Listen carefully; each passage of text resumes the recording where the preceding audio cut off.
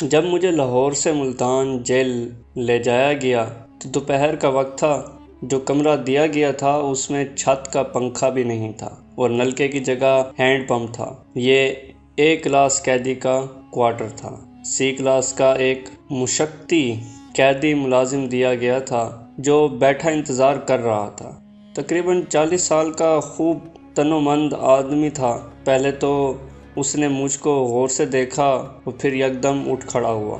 جلدی سامان سنبھالا، ہینڈ پمپ چلا کر غسل خانے میں پانی رکھا اور کہنے لگا، میاں جی نہا لیجئے۔ میں غسل خانے سے نکلا تو دیکھا کہ پورے کمرے میں ریت بچھی ہوئی ہے اور اس پر پانی چھڑک کر چارپائی بچھا کر اس پر بستر رکھ دیا گیا ہے۔ میں نے پوچھا، پہلے تو اس کمرے میں ریت نہیں تھی، یہ کیوں بچھائی ہے؟ تو وہ کہنے لگا، گرمی بہت ہے، میں اس ریت پر پانی ڈالتا رہوں گا تاکہ کمرہ ٹھنڈا رہے اور آپ دوپہر کو آرام کر سکیں۔ جتنی دیر میں نے ظہر کی نماز ادا کی، اتنی دیر میں اس نے کھانا تیار کر لیا اور بڑے سلیقے سے لا کر میرے سامنے رکھا۔ ساتھ میں بڑی معذرت کرتا رہا کہ مجھے آپ کے ذوق کے متعلق کچھ پتہ نہیں ہے، بس جلدی میں جو ہو سکا کر لیا ہے۔ پھر اس کی مشقتی نے یہ چیز نوٹ کر لی کہ میں کس وقت کون سی دوا کھاتا ہوں۔ اس کے بعد وہ ناشتے کی، دوپہر کے وقت کھانے کی اور رات کو کھانے کی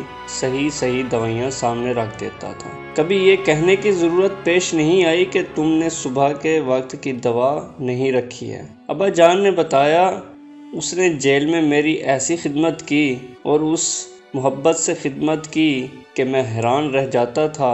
ایک دن اس مشقتی نے مجھ کو یہ بتایا، جب اس کوارٹر میں میری ڈیوٹی لگائی گئی تھی تو مجھے بتایا گیا تھا کہ ایک نہایت خطرناک قیدی آ رہا ہے جس نے حکومت کو سخت پریشان کر رکھا ہے، بس اس کو راہ راست پر لانا ہے۔ اس کو اتنا تنگ کرو کہ خاموشی سے معافی نامے پر دستخط کر دے اور حکومت جو شرائط منوانا چاہے مان لے۔ بس تمہارا کام اسے ہر طرح سے تنگ کرنا ہے۔ کھانا اتنا بد مزہ پکانا کہ زبان پر نہ رکھا جائے۔ بس جی میں کوارٹر میں بیٹھا آپ کا انتظار کر رہا تھا اور سوچ رہا تھا کہ ذرا دیکھوں تو صحیح کہ آج ایسے شخص سے پالا پڑتا ہے۔ آخر میں بھی جرائم پیشہ آدمی ہوں، کسی سے کم تو نہیں ہوں۔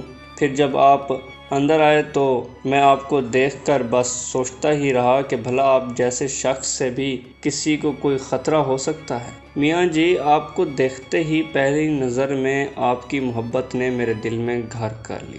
پھر ایک روز سپرنٹنڈنٹ جیل آئے اور پوچھا، کوئی شکایت ہو تو بتائیں۔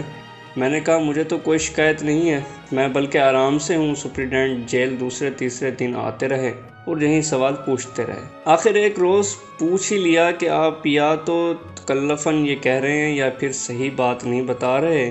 میں نے کہا، بھائی اگر کبھی کوئی تکلیف ہوئی تو بلا جھجک آپ کو بتا دوں گا، فی الحال کوئی تکلیف نہیں ہے۔ اس پر سپرنٹنڈنٹ جیل نے کہا، فلاں لیڈر اور سیاستدان حضرات اسی جیل کے اسی کوارٹر میں صرف 3 دن میں معافی نامے پر دستخط کر کے چلے گئے تھے۔ یہ معافی نامے حکومت کی فائلوں میں محفوظ رہتے ہیں اور جب یہ حضرات ذرا زیادہ ہی بڑھ کر بولتے ہیں، تقریریں کرتے ہیں اور بیانات داغتے ہیں تو ان کو صرف ایک اشارہ کافی ہوتا ہے کہ آپ کا معافی نامہ کل کے اخبارات میں چھپوا دیا جائے گا۔ بس اتنا سنتے ہی ان کا سانس سونکھ جاتا ہے اور ایک صاحب تو 2 ہی دن میں رو کر معافیا مانگ کر یہاں سے چلے گئے۔ آپ کس قسم کے آدمی ہیں کہ بڑے خوش بیٹھے نظر آ رہے ہیں اور کہتے ہیں کہ میں بالکل آرام سے ہوں؟ اس پر میں نے انہیں سمجھایا، بھائی جب زندگی ایک خاص مقصد کے حصول کے لیے گزاری جاتی ہے تو پھر یہ گرمی،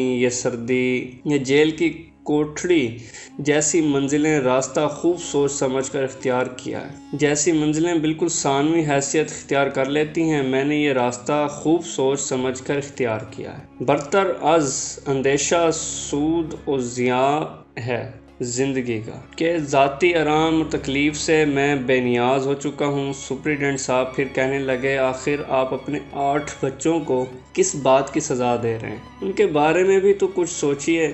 میں نے جواب دیا، بچوں کو تو میں اللہ تعالیٰ کے سپرد کر آیا ہوں، اب وہ جانے اور بچے جانے، ان کی طرف سے میں بالکل فکر مند نہیں ہوں۔ ہمارا کارساز دن رات ہمارے کام بنانے میں لگا ہوا ہے۔ جب ہم اپنی فکر خود کرتے ہیں تو یہ ہماری جان کا آزار ہوتا ہے۔ یہ سن کر سپرنٹینڈنٹ صاحب مایوس ہو کر چلے گئے۔ معافی نامے پر دستخط کرانے کی کوشش ناکام ہو گئی۔ پھر ابا جان مولانا مودودی نے بتایا، جب میں تفہیم القرآن لکھنے میں مصروف ہوتا تھا یا جب میں نماز پڑھ رہا ہوتا تھا تو مجھے محسوس ہوتا کہ وہ مشقتی قیدی ملازم ٹکٹکی لگائے مجھے دیکھتا رہتا ہے۔ کچھ عرصے بعد بقرہ عید آ گئی۔ اتفاق سے جو راشن جیل سے دیا جاتا تھا وہ ختم ہو چکا تھا اور مزید راشن ابھی پہنچا نہیں تھا کہ عید کی چھٹیاں شروع ہو گئیں۔ یہاں تک کہ عید کی صبح کو راشن بالکل ختم ہو چکا تھا۔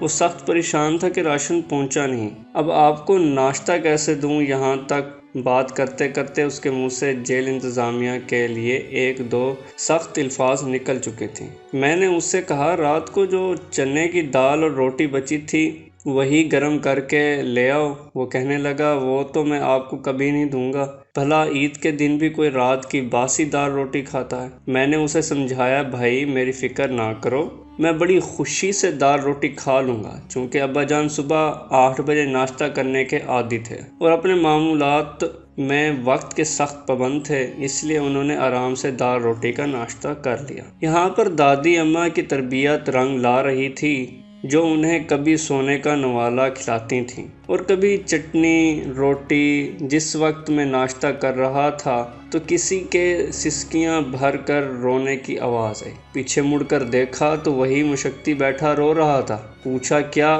بال بچے یاد آ رہے ہیں؟ کہنے لگا، میں تو آپ کو دال روٹی کھاتے دیکھ کر رو رہا ہوں۔ میں سوچ رہا ہوں کہ عید کے دن رات کی باسی دال روٹی تو ہم غریبوں نے بھی کبھی نہیں کھائی، آپ تو بڑے آدمی ہیں، آپ نے کہاں کھائی ہوگی؟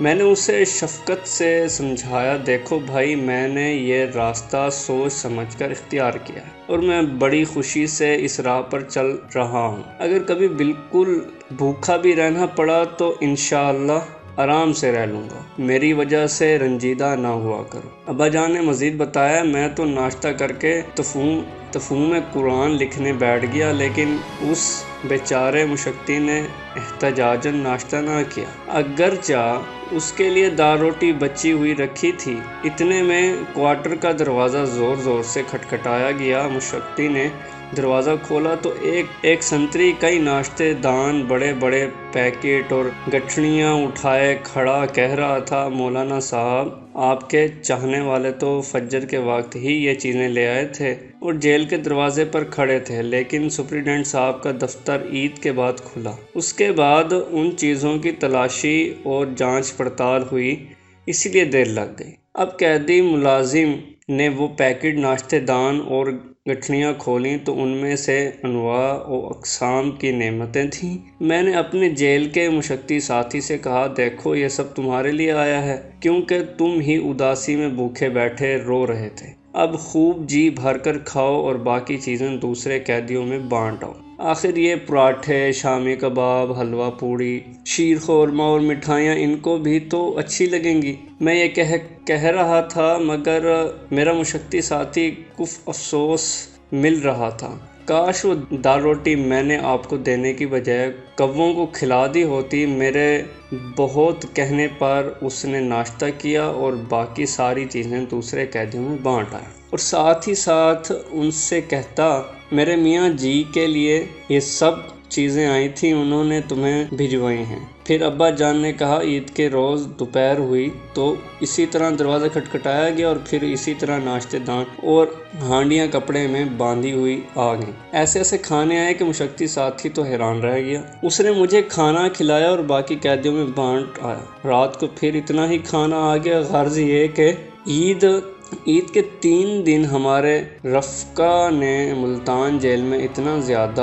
اور ایسی انواع و اقسام کا کھانا پہنچایا کہ سارے جیل والے اش کر اٹھے۔ ادھر ابا جان ہمیں یہ تفصیلات بتا رہے تھے، ادھر اماں جان ہمیں متوجہ کرتے ہوئے کہہ رہی تھیں، دیکھو سورہ مریم میں یہی بات کہی گئی ہے، یعنی جو اہل ایمان نیک اعمال کرتے ہیں رحمان ان کے لیے لوگوں کے دلوں میں محبت ڈال دیتا ہے، وہ اسی طرح زندگی کے واقعات کو آیات اور احادیث کے ساتھ منطبق کر کے ہمیں ان کا مطلب سمجھایا کرتی تھیں۔ آج بھی اماں جان کے الفاظ کانوں میں گونجتے ہیں، تم عمل تو کر کے دیکھو، پھر آیاتیں اور حدیثیں خود اٹھ کر تم کو اپنا مطلب سمجھائیں گی۔